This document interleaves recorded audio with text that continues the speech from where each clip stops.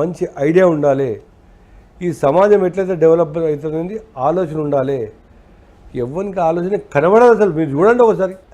BJP party నాయకునిగా కాకుండా ఒక లాయర్గా చెప్పండి, బండి సంజయ్ కొడుకు ఎపిసోడ్ను ఏ విధంగా చూస్తారు? జానారెడ్డి గారు చెప్తారు, చట్టం తన పని తను చేసుకొని పోతుందని చెప్పేసి. అట్లా పోలీసులో ఇన్వెస్టిగేషన్ ఉంటుంది, ఇన్వెస్టిగేషన్లో కాంగ్రెస్ ప్రభుత్వం ఉన్నది, వాళ్ళు తేల్చాల్సింది వాళ్ళు. ఇప్పుడు నేను నిజ నిర్ధారణ లేకుండా, నా దగ్గర ముందర ఛార్జ్షీట్ లేకుండా, ఎఫ్ఐఆర్ లేకుండా సోషల్ మీడియా నమ్ముకొని ఎట్లా చెప్పగలుగుతుంది? దేని గురించి అయినా ఇన్వెస్టిగేషన్ వాళ్ళగా చేయాల్సింది, పోలీసు చేయాలి. చేసి కోర్టుకు సబ్మిట్ చేస్తే అప్పుడు ఆ ఇన్వెస్టిగేషన్ ఏమున్నదని తెలుస్తుంది.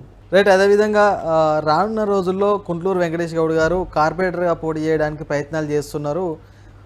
ఎంపీ ఈటల రాజేందర్ అయితేంది, అదేవిధంగా మాజీ ఎంపీ బూర నరసయ్య గౌడ్ అయితేంది, వాళ్ళతో బాగా మంతనాలు జరుపుతున్నారు కాంగ్రెస్ టికెట్ కోసం అనేసి. కార్పొరేటర్ కోసం ప్రచారం జరుగుతుంది, వాస్తవేనది? కార్పొరేటర్లు ఇవ్వడమన్నా నిజమే, కానీ దాంట్లో మంత్రాలు ఏమున్నది? నాకన్నా మంచి క్యాండిడేట్ ఉన్నట్టు వాళ్ళకి ఇవ్వమని చెప్పండి, నేను సూటబుల్ అయితే నాకు ఇస్తారు. ఎందుకు అట్లా ఎమ్మెల్యేగా ప్లాన్ చేసుకున్న వెంకటేష్ గౌడ్ గారు మళ్ళీ కార్పొరేటర్ స్థాయికి వచ్చారు? పరిస్థితుల్లో నాకు కొంతమంది మిత్రులు ఏం చెప్పారంట, ఫస్ట్ కూడా బాస్ మేము ఏదో గాల్లో గెలిచిపోయిన ఎమ్మెల్యేలు, కానీ కన్స్ట్రక్టివ్గా పోతే కనుక మంచిగా ఉంటుంది. ఈ పొజిషన్ నుంచి అక్కడ రావడం ఈజీ, అక్కడ నీకు రాకపోతే మళ్ళీ నిరాశపడతావు.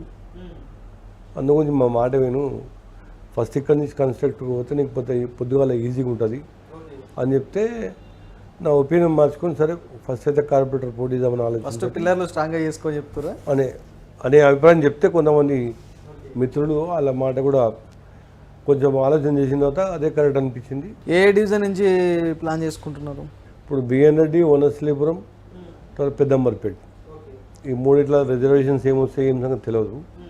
దాన్ని బట్టి పార్టీ నిర్ణయం పట్టుకొని, ప్రధానంగా ఈ 3 డివిజన్లో ఉన్నటువంటి సమస్యలు ఏంటి అంటే ఏం చెప్తారు? రోడ్లు వేసేటప్పుడు ఒక విజన్ ఉండాలి, వాటర్ వస్తే కనుక ఎట్లా పోతుంది ఏమవుతుంది ఒక విజన్ ఉండాలి. గత ప్రభుత్వాలు చూసినప్పుడు, నువ్వు టీఆర్ఎస్ ప్రభుత్వం చూసినప్పుడు కొన్ని ఫస్ట్ ఫ్లోర్ వరకు ఇల్లు మునిగిపోయినాయి, ఎంతోమంది రోడ్ల మీదకి వచ్చారు, కాళ్ళు మునిగిపోయినాయి, బండ్లు మునిగిపోయి నానా బీభత్సం అయిపోయింది. ఏమంటే విజన్ ఉంటే కనుక నాయకునికి ఆ రోడ్ వేసేటప్పుడే ఇంజనీర్ పక్క కూర్చోబెట్టుకొని, అరే బాబు రేపు హెవీ రైన్ వస్తే ఇండ్లు ఏమవుతాయి, పబ్లిక్ ఏమవుతారు, సఫర్ అయ్యే అవకాశం ఉందా, లేకపోతే దీన్ని ఎట్లా చేస్తే ఇది అవుతున్నది కష్టమైనా సరే విజన్ తోటి వేయాలి. ఎక్క రోడ్డు కూడా మీరు చూడండి, ఈ వనశ్లీపురం డివిజన్ అయితే చాలా రోడ్లు ఇట్లా వర్షం పడితే కాళ్ళు కొట్టుకోవే పరిస్థితి వస్తుంది. ఫస్ట్ ఆ రోడ్లు కంప్లీట్ చేయాలి.